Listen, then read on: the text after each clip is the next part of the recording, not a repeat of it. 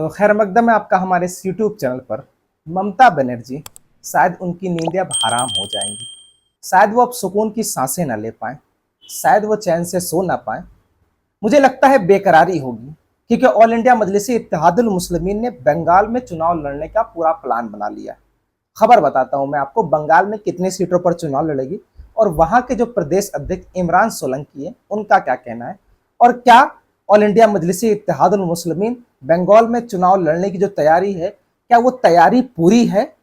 क्या वो जो सदस्यता अभियान चला रही है ऑल इंडिया मजलिस इत्तेहादुल मुस्लिमीन बंगाल के अंदर, वो कारगर साबित होगा? तो चलते हैं।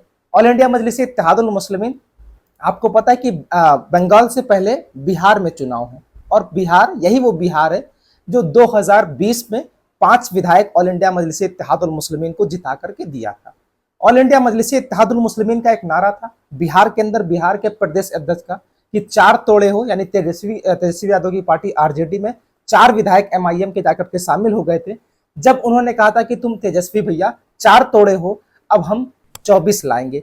मतलब एमआईएम बिहार के अंदर फुल तैयारी में है, फुल मूड में है, फुल एक्शन में है, तैयारी बिल्कुल पुख्ता है। और ऑल इंडिया मजलिस इत्तेहादुल मुस्लिमीन जल्द ही, ऑल इंडिया मजलिस इत्तेहादुल मुस्लिमीन के जो राष्ट्रीय अध्यक्ष असदुद्दीन ओवैसी है, उनका दौरा भी बिहार के अंदर होने वाला है, उनकी रैली भी होने वाली है। एक खबर और, इससे पहले आरजेडी के जो तेजस्वी भैया, उनकी नींदें हराम थी, वो चैन की सांसें नहीं ले रहे थे, क्योंकि एमआईएम के लड़ने से उनको ऐसा लगता है कि हम हार जाएंगे और भाजपा जीत जाएगी।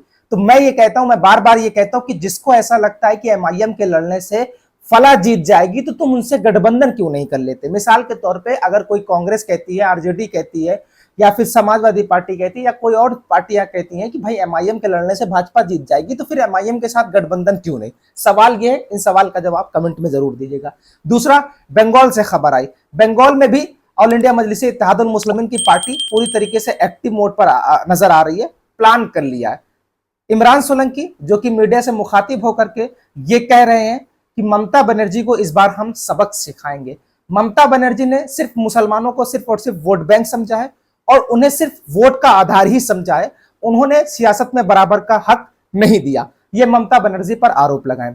इमरान सोलंकी, जो कि ऑल इंडिया मजलिस इत्तेहादुल मुस्लिमीन के पश्चिम बंगाल के प्रदेश अध्यक्ष हैं, उन्होंने साथ में यह भी कहा है कि ममता बनर्जी ने वक्फ संपत्ति पर कब्जा किया। एक बड़ा आरोप है। वक्फ संशोधन बिल को लेकर के अभी पूरे हिंदुस्तान में सियासत गर्म है। ऑल इंडिया मजलिस इत्तेहादुल मुस्लिमीन लगातार जो है वक्फ अमेंडमेंट बिल का विरोध कर रही है। असदुद्दीन ओवैसी सदन से लेकर के सड़क तक पूरी तरीके से वक्फ संशोधन बिल की मुखालफत कर रहे हैं। वहीं इमरान, जो कि एमआईएम के प्रदेश अध्यक्ष बंगाल के हैं, उन्होंने भी सीधी तौर पर टीएमसी जो है प्रमुख ममता बनर्जी पर आरोप लगाया कि ममता बनर्जी ने अपनी सरकार पे जो वक्फ की प्रॉपर्टीज थी उन पर कब्जा कराया, मुसलमानों को वोट बैंक समझा, और लगभग 294 सीटों पर हम चुनाव लड़ने की तैयारी बना रहे हैं। इमरान सोलंकी ने यह भी क्लियर कर दिया, जो कि एमआईएम के बंगाल के प्रदेश अध्यक्ष हैं। मैं बार बार इसलिए कह रहा हूं क्योंकि शायद आपने कम नाम सुना होगा बंगाल के लेकर के, बंगाल के प्रदेश अध्यक्ष को लेकर के बार बार मैं आपके नाम, आपके जहन पर एक नाम बैठा देना चाहता हूं कि बंगाल के जो प्रदेश अध्यक्ष हैं वो इमरान सोलंकी है, और वो ये कह रहे हैं कि 294 सीटों पर लगभग हम लड़ेंगे चुनाव, हमारी तैयारी है, हम पूरे प्लान में, हमने सदस्यता अभियान जो है वो चालू कर रखा है। हमने एक नंबर जारी किया है, शायद स्क्रीन पर आप वो देख रहे होंगे, जो कि इमरान सोलंकी ने वो नंबर जारी किया है, और लोगों से अपील की है कि ज्यादा से ज्यादा ऑल इंडिया मजलिस इत्तेहादुल मुस्लिमीन के जो है उस कारवां को आगे बढ़ाएं, उसके संघर्षों के साथ नजर आए, और इंशाअल्लाह ऑल इंडिया मजलिस इत्तेहादुल मुस्लिमीन बिहार के बाद जो है बंगाल के अंदर चुनाव लड़ेगी, और आपको आपकी क़यादत को मजबूत करेगी और सियासत में बराबर का हक देगी। मतलब एक बात तो बिल्कुल जो है वो खबर पक्की है कि ऑल इंडिया मजलिस इत्तेहादुल मुस्लिमीन जो है वो टीएमसी, या चाहे वो टीएमसी हो, चाहे वो कांग्रेस हो, चाहे वो भाजपा हो, इन सब तमाम लोगों की नींद हराम करने का पूरा प्लान तैयार कर चुकी है। और मुसलमानों से खास करके अपील ये कर रही है ऑल इंडिया मजलिस इत्तेहादुल मुस्लिमीन के तमाम उम्मीदवार, तमाम जिम्मेदार ये कह रहे हैं कि अपनी क़यादत को मजबूत करो। वैसे मैं आपको साफ तौर पे कह दूं कि बंगाल में आपको मिला क्या?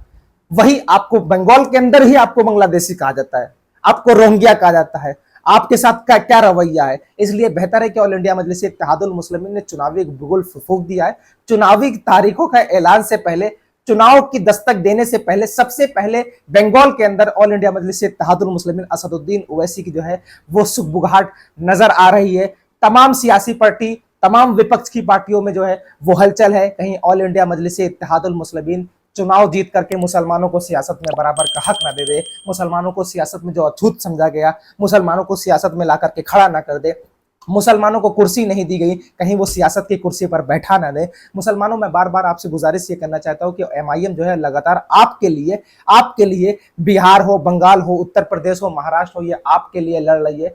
बेहतर है कि एमआईएम के कारवां को आगे बढ़ाओ, एमआईएम के संगठन को कोशिश करो कि आगे बढ़ाने का काम करो। सुना होगा कि मैं अकेला ही चला था जानिबे मंजिल, लोग जुड़ते रहे और कारवां बढ़ता गया। वही असदुद्दीन हैदराबाद से निकल करके महाराष्ट्र आते हैं तो महाराष्ट्र में विधायक जिता करके देते हैं, वही असदुद्दीन बिहार जाते हैं तो बिहार 5 विधायक जिता करके तुमको देते हैं। अब बंगाल की पूरी तैयारी है, बंगाल में लगभग 294 सीटों पर एमआईएम पूरा प्लान बना चुकी है। हालांकि आखिरी अंतिम निर्णय जो है वो असदुद्दीन वैसे ही लेंगे। खैर, एमआईएम की तमाम खबरें जानने के लिए मेरे इस यूट्यूब चैनल को सब्सक्राइब कीजिएगा और वीडियो ज्यादा से ज्यादा शेयर कीजिएगा।